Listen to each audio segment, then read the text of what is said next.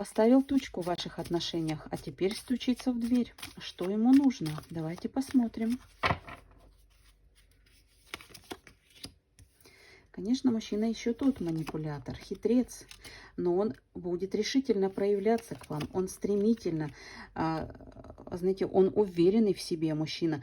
Он хочет с вами гармоничных отношений, он хочет любви, он хочет с вами быть рядышком вместе. Он мчится, он знает свою цель, куда он мчится. Он к вам мчится, да, он хочет вместе с вами быть рядышком. Он не хочет быть в разлуке, он сильно переживает, да.